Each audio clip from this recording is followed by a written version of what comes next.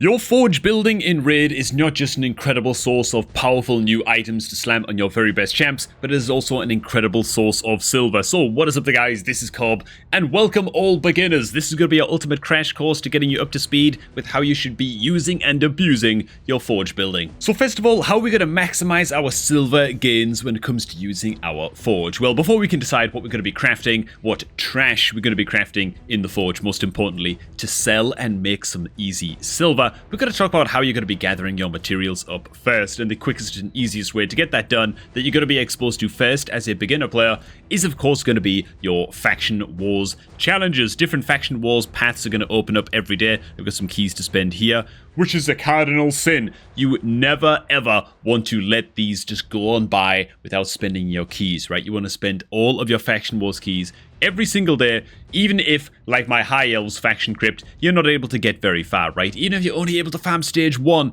just do it, because you will get some very, very basic crafting materials at least, and those are good to just start to stockpile every single day. The next area you can farm for further crafting supplies is of course going to be Doom Tower. Now, Doom Tower, of course, unlocks just a little bit later, and you're very, very unlikely to be able to smash this out and ascend through all of the floors super early on. But again, if you see you can only get up to floor 40, for example, on your account, just go ahead and put all of your silver keys every single day into floor 40, for example, so that you're at least farming some crafting materials. That's the most important thing, man. It's just to keep a trickle of steady supplies coming in. And a bit later in the video, we'll actually get to the best possible bosses that you can be farming with every Doom Tower rotation for the best possible crafting materials, so you can craft the best sets available. But for now, all we care about is just bringing in some supplies so that you can earn some easy silver. And finally, the last thing you ought to be farming, even though there is not one active right now, is an actual Forge Pass event. These go active, I don't know, every once in a while and last usually a few weeks. And while you can pay a few bucks to unlock a premium Forge Pass when these go live to unlock even better crafting rewards,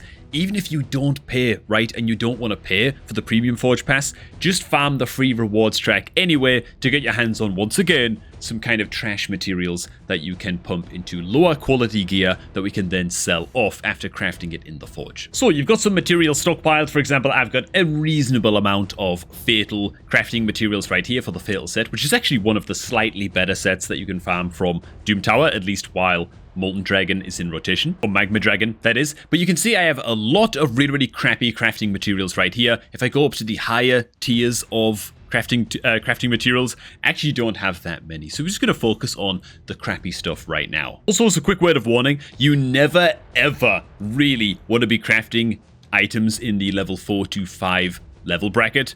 It's just a bad idea. 5-star gear, it's not good enough. You want to save these epic materials right here for crafting the good stuff, right? The 5 to 6-star stuff. So just wait until you get some legendary crafting materials to combine with the epics so that you can craft the 5 to 6-star stuff.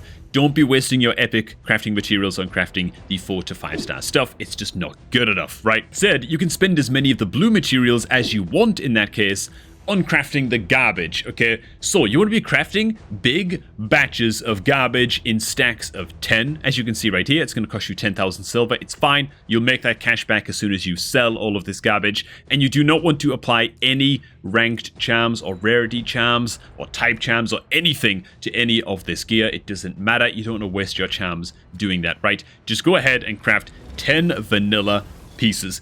But we just made a mistake, boys. I crafted 10 pieces just now of this garbage, and it's great because I can just go ahead and just sell it all off, right? We've almost made our money back already there, you know? So you can make a decent amount of silver doing this. But when do you actually want to be crafting all of these items? When is the best possible time to be pushing that craft button and crafting all of this trash to earn some silver?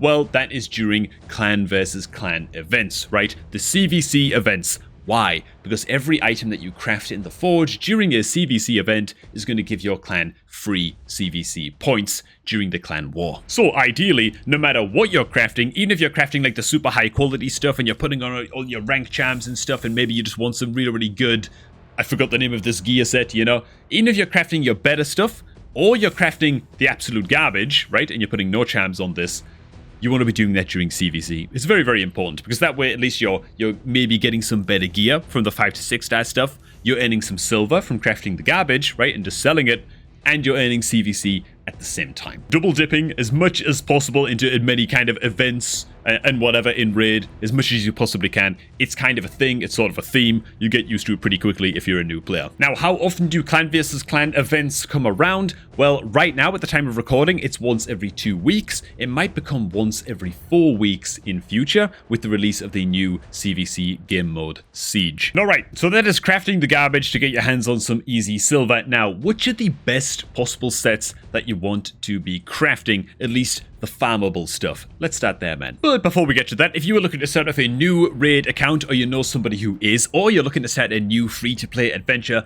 then make sure to kickstart that new account with a free Epic Champion by using my promo link down below at the top of the video description, man. You'll start off with the Boss Killer Epic Champ Juliana, completely for free, as well as a whole bunch of starting supplies, including chickens and silver. It's just an awesome way to start your new account, and it helps to support the channel, man, so there you do go. So, for the beginners out there, we're going to keep the best possible sets. What do you want to be crafting in the Forge using your 5 and 6 star materials and putting rank charms into it and stuff like that, right? We're going to keep it to the farmable stuff, right? So from Faction Wars, you're farming materials at random for either the Resilience set or the Perception set.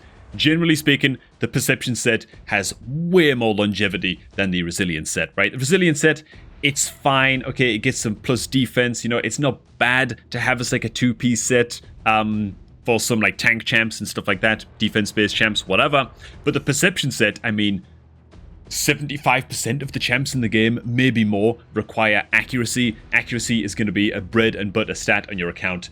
And for most of your champion roster, forever, okay, end game accounts still use the Perception set, right? It's very, very good indeed. And so between Resilience and Perception set, if you only have access to these two and you want to spend some charms and craft some of the better gear, Perception all the way. So next up we have the Doom Tower sets. Now, the Doom Tower works on a 1-month rotation. So every 30 days, the Doom Tower refreshes, the bosses switch around, and there are 3 possible rotations, meaning in each of these 3 possible Doom Tower rotations, as you can see right now in Doom Tower, we're on the Frost Spider rotation. There is always going to be a best possible boss that you can be farming to get the best possible gear. Now, this is a little bit of a hard and fast rule, but I'm just going to keep it kind of simple, right? There's some decent sets in Doom Tower that you can be farming, but in general, there's a best possible set with each rotation, and those are as follows. So from rotation number 1 in Doom Tower, the one that we're actually in right now, that we just showed off, it turns out that Fatal is actually the best possible set that you can be farming. In general, right? Plus attack percentage, plus crit rate, fantastic, really, for just about every single attack nuker in the game. Is it the best possible gear to be slamming on your attack-based nukers? Not really. It's not. It's definitely like A tier, maybe low A tier, but it's still very, very good. It just turns out that, generally speaking, rotation 1 in Doom Tower is just not that great in terms of gear. And so Fatal is just kind of the best of a bad bunch in that case, and you're going to be farming Magma Dragon to get your hands on Fatal. Rotation number 2 is a little bit less disputed, to be honest. People tend towards farming the Griffin boss in rotation 2 in Doom Tower to get their hands on the Guardian set pieces, which reads, the wearer absorbs 10% of all damage dealt to ally champions, so it's just great team-wide damage mitigation, and it also heals the wearer by 10% for every turn, so they heal a little bit of that damage back. Just very, very solid indeed on the kind of like backbone of your team style champions. And rotation number 3 actually also still contains the Griffin boss, so if you want, you can farm more Guardian pieces, but generally speaking, dude, you're going to want to be farming Lethal, right? Rotation number 3, Lethal is one of the best sets in the game. Very, very good indeed. Much, much better than farming Magma Dragon to gear up your attack-based champions. Lethal is an S-tier set. Crit rate up by 10% and ignores 25% of enemy defense. It's just a flat hop-up in just about every way on the Savage set, which is also a very, very good nuker set, you know, but Lethal is just a hop and a skip better even than that. To get your hands on Lethal crafting materials, you are going to be farming the Dark Fae boss in Doom Tower Rotation 3. Now, out of the Forge Pass sets, we have the Bolster set right here, which is quite good, and we also have the Slayer set if I can just pull that up above my camera. It's a variable set, but basically it's focused on kind of AoE damage and AoE nuking, right? It is really quite good. It's definitely another A tier attack set, and so if you do want to buy a premium Forge Pass for that, it can be a good investment, especially on an early account, if you're looking to pay to just kind of accelerate gearing up your attack nukers. But honestly, it's really not necessary to invest a supreme amount in picking up Slayer pieces and crafting Slayer pieces when you can just farm the lethal set for free, and it's an S tier nuker set. You know, you don't need to get your hands on the Slayer set. The bolster set, very, very good as well, right? Protected 30% HP ally shield for 3 turns and heals the wearer by 10% for every turn. If you don't know what protected means and you're a newer player, all protected means is it cannot, like the shield buff cannot be removed with things like enemy buff removal. The bolster set is very, very good into PvP settings, right? For that reason, where kind of like enemy champs are going to be trying to peel and remove and purge the buffs that are off of your team in those longer fights. And because these are protected HP ally shields,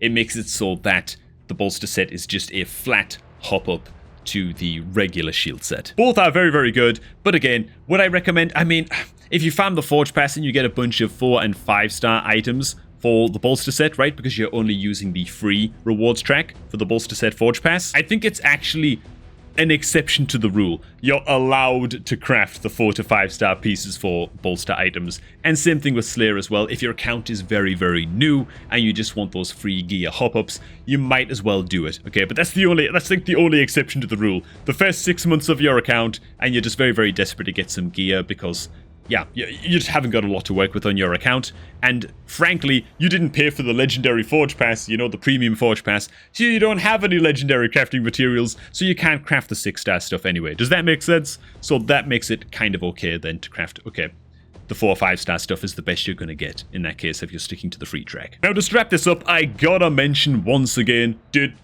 only do your crafting during CVC. I know it's tempted to push the button and see all the sparkles come up on your screen and oh my god, what if I use a mythical charm and get some mythical speed, accuracy, quad roll, ridiculous Giga Chad perception gear or something, you know, speed boots, 6-star.